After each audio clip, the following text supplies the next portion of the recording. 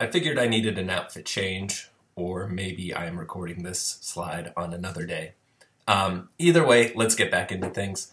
After decolonization, right, and as a wave of decolonization covers much of the globe, especially the southern hemisphere, there's the spread of an idea that this type of increased liberty among different countries is going to lead to some type of active economic growth that had been seen in places that were colonizers, right?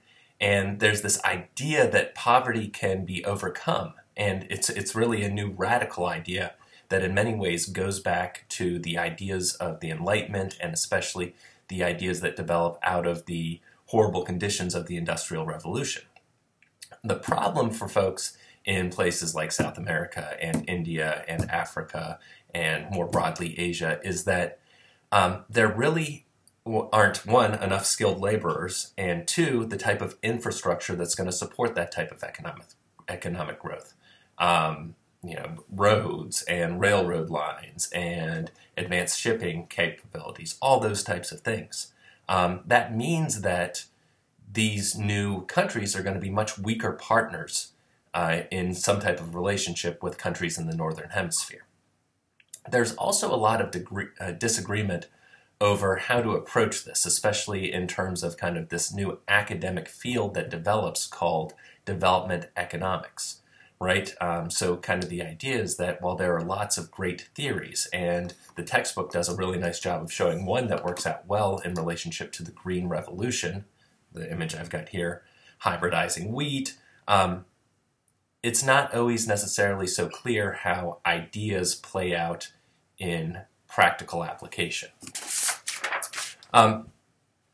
So lots of people kind of look to the state or these new governments to shape the economic policies. And that means that in these new countries, most of the key actors in developing economic systems and exportation is the government. And that really stays the case with a very firm government control on the economy, at least until the 1980s.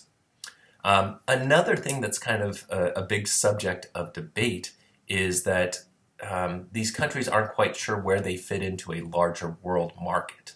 And a lot of academics, again, really kind of criticize this broader world market as being very exploitative.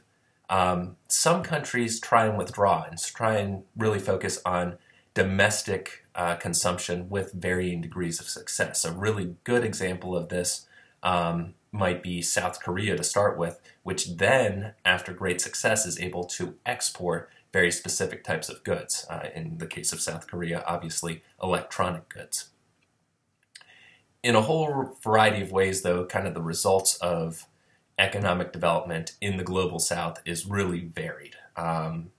Different types of government policies, different types of colonial legacies, demographics, culture. So we see the development of economic policies and success with varying degrees in this global south.